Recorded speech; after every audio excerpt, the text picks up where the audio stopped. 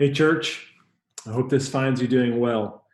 It's time for another update. Today is Monday, April the 6th, and I want to encourage you to listen to this entire video because I have some new information that we want to be sure and communicate with you, and also some updates about Easter and some things we have planned for this coming week. Just a week ago, I was telling you about our plans to continue meeting for the foreseeable future and the online format that we've been meeting in for the last 4 weeks.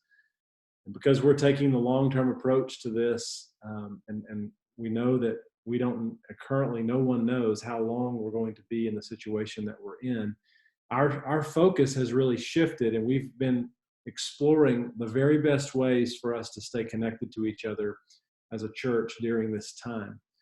And so if you tuned in on Facebook Live on Sunday, you know that there were some technical difficulties with our live stream that were connected to and related to our internet service.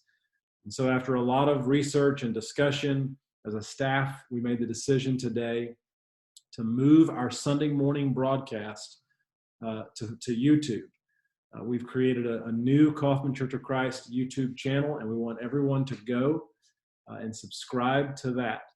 And I'm sending a link, I'm including a link to that YouTube channel, our new church YouTube channel, in the email that I'm sending with this video. But because it's too long an address to send. But what we want you to do is go and subscribe to that YouTube channel. And on Sunday, we will share that YouTube channel on our Facebook page at 10:30. But you can also bypass the Facebook page if you want to and go straight to the YouTube channel. You'll really have both of those choices. Now, when you load a video onto YouTube, here's how it works. If you've watched a YouTube video before, you know that you can search for anything and it pops up and you just watch the video wherever you are.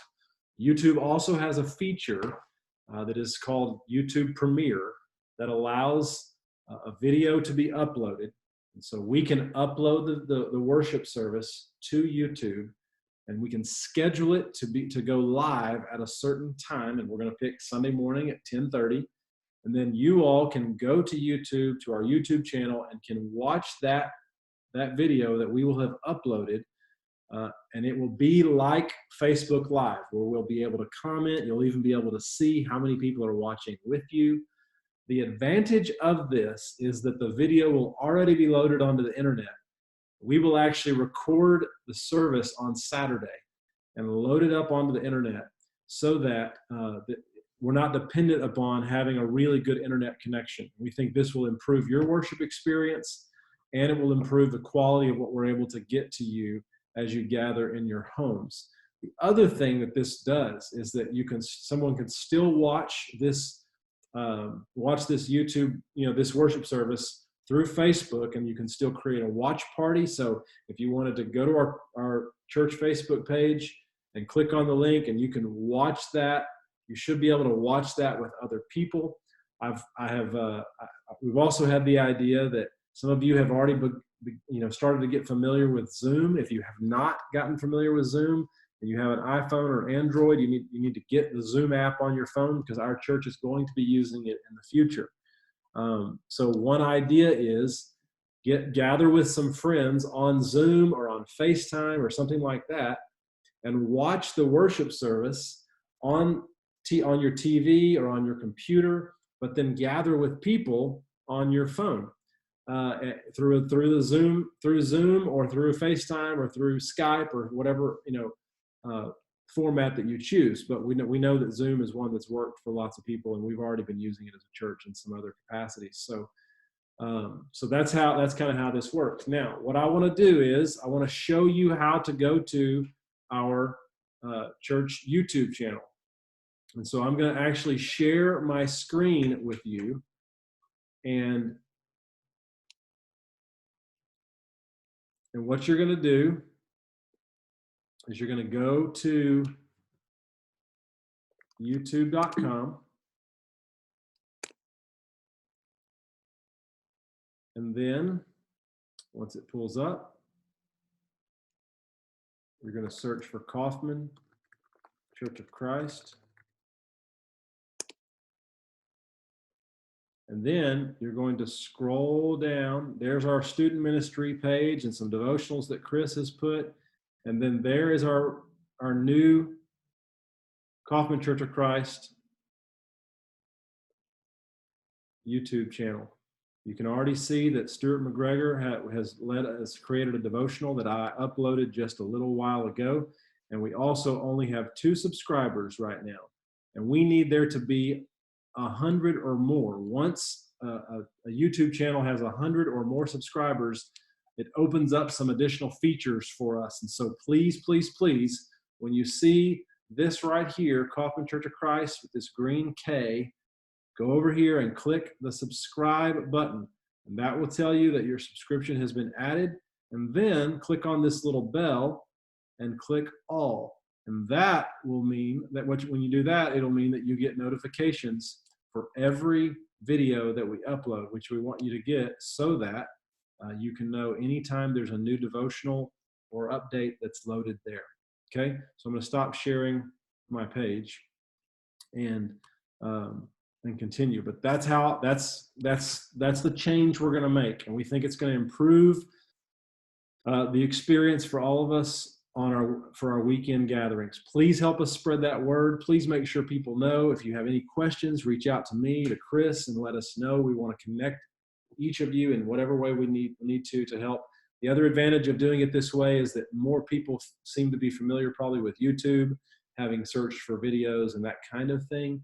So even people who don't have a Facebook account can access this, and we think it'll be a good thing. And again, it still has, the thing we loved about Facebook Live is that it has the comment feature, and this still has that. We'll be able to comment, we'll be right there interacting with each other, but we will be able to kind of control what happens a little bit more because of the fact that we will already have pre-recorded the video, and it'll already be up on the internet, and that'll make everything a little bit more, a little more smooth.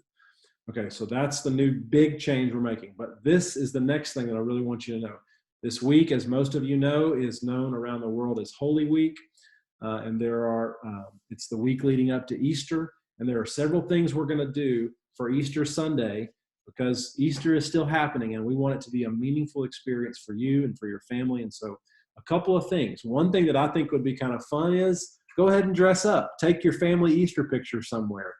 Get ready for church like you normally would on Sunday morning, and gather with your family, and be prepared to do that, share communion and all of those things.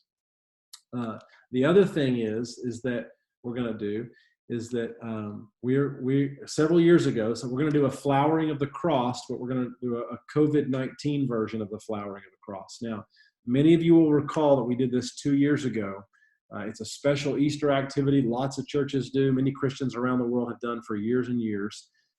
This activity that's known as the flowering of the cross. This is something that is significant because for most people in the world, the cross is a symbol of death. But for Christians, the cross is a symbol of life, because we know that Christ defeated death when he died on the cross.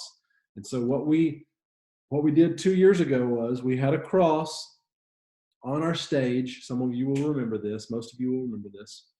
And we had flowers available, and you came up to the front of the stage and you added flowers all around the cross. Now, because we can't gather on Sunday, here's how we're doing the flowering of the cross this year.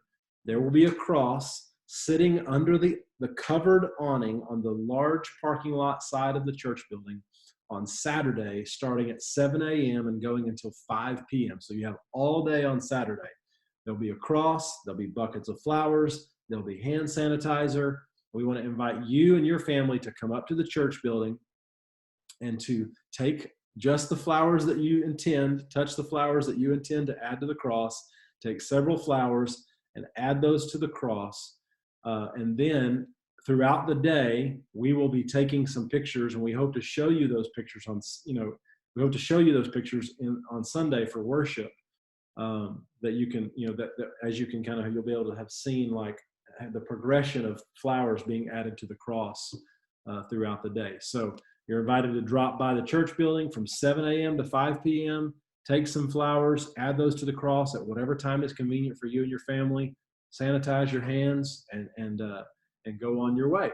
And this will be a way that we can participate in something together even while we are physically distanced. Now, if you show up and someone's already at the cross, just wait a second, let them take their opportunity, and then when they leave, then you can go ahead and take yours. So Flowering of the Cross, Saturday from 7 a.m. to 5 p.m. anytime.